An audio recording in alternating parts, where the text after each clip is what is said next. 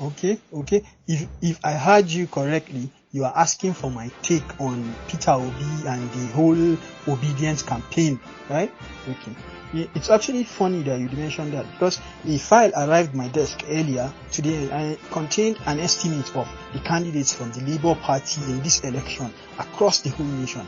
And you guessed it, it was abysmal. When I saw it, I said to myself, okay, I've been saying this for a long time. So you people have finally done the maths, bah? Obi is from the Labour Party, a party that currently doesn't have a single governor or senator or an honorable member or any individual in an influential position right now. This is the same party that wants to clinch the seat of the number one citizen of the federation.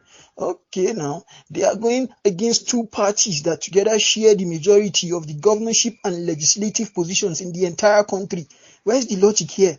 How does Obi plan to win states with APC governors? How does he plan to win states with PDP governors now that the elections have been heavily monetized? I mean, do you think that in 2014, if Buhari would have run in a party like PRP or KMC or ABGA, he would be the president today? Hell no.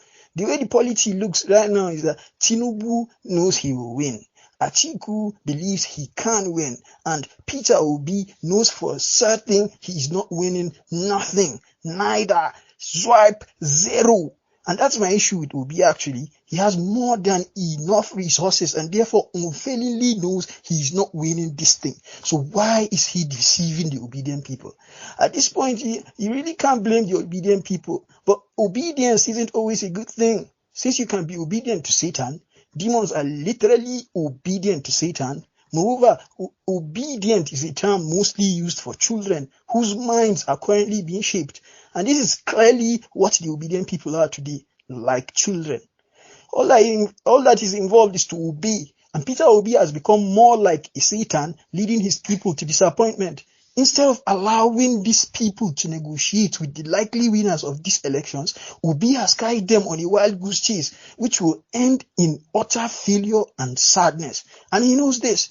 Yeah? There's also the Panama Gate. I can't attest to how true it is, but the quarrel between P Square and the son of Fela hasn't really been good for Obi either, since we have only now begun to hear that he has saved all the money he made from Nigeria in Panama, free of tax, and of no benefit to his followers at the same time.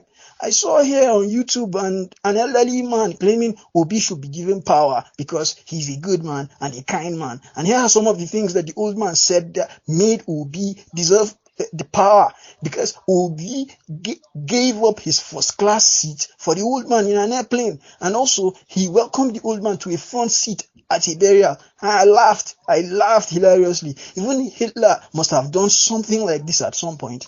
The old man is clearly unaware how politicians go to the streets and fry akara, buy sugarcane, drink gari, and all that down-to-earth stuff just to appeal to voters. In fact, Buhari even released some recharge cards back in 2014 for the poor people to buy and support his campaign, because he was so poor that he could not support his own campaign. No scam we will never see. At the end of the day, I'll mention a post I read on the internet that said some people in Lagos keep claiming Obi has converted Anambra into some kind of New York or Dubai. Yet same people keep making this claim, refuse to relocate to Anambra and choose to remain in Lagos. Why? If indeed Anambra is some New York or Dubai, why